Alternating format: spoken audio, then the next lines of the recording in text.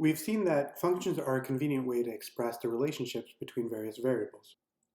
We've looked at various types of functions, including linear functions. In this video, I want to tell you about a few properties of functions that we economists are often interested in. Specifically, the properties that I'm going to talk about are monotonicity, continuity, concavity, and convexity.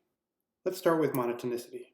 So this function that I've represented by this red curve is a monotonic function. Specifically, it's a monotonic increasing function. What that means is that as we increase x, the value of f of x also increases. Another way to think about this is if at any x, if we look at the derivative of this function at any x, remember the derivative is the slope of the line that's tangent to that curve, it's sloping upwards, which means that the derivative is positive. When we just say monotonic, we mean that it's always either greater than 0 or it's always less than 0, but it doesn't fluctuate. When we say it's monotonic increasing, that means that the derivative is always positive, so this curve is always going up.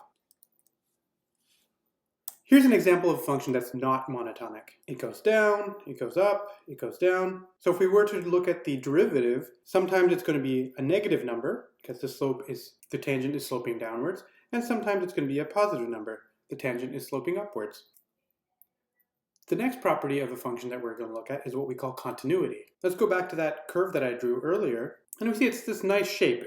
There are no cuts or breaks or jumps in it. So what does it mean for a function not to be continuous? Something like this is not a continuous function. Very loosely speaking, if you were to draw it, you'd have to pick up your pen to do so. So at this point right here, the function jumps down as we move from left to right. This is not a continuous function. Another useful property of a function is that it takes a shape like this, where it's kind of a hump. We call that concavity.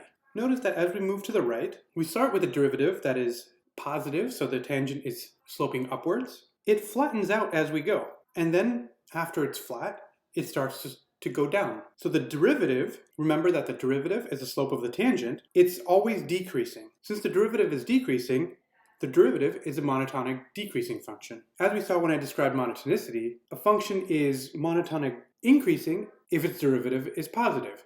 Similarly, it's monotonic decreasing if its derivative is negative. So if the derivative of this function f is monotonic decreasing, what that means is that the derivative of the derivative is negative, or less than 0.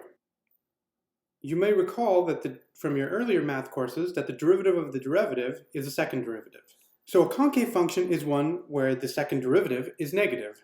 Well, what if it were a monotonic increasing function? That's what we call convexity.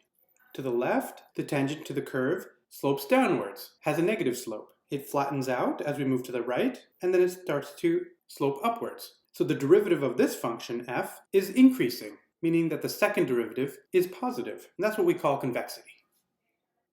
Why do we care about convexity and concavity? Here's an example of a function that's neither convex nor concave. At first, we see that the slope of the tangent, or the derivative, is increasing. So we might think, this looks like a convex function. Things look good until here, but then they start to decrease again. So this can't be a convex function, but since it was increasing, it couldn't be a concave function either. So this function is neither. We see a lot of convex and concave functions in economics. Why do economists like these things so much? It's because we can find the maximum or the minimum of these functions. Specifically, if a function is concave, we can find a maximum. We can find the highest point. And if a function is convex, we can find a lowest point, or a minimum. So if we look at this concave function, for instance, this point right here gives us the x where f reaches its highest value.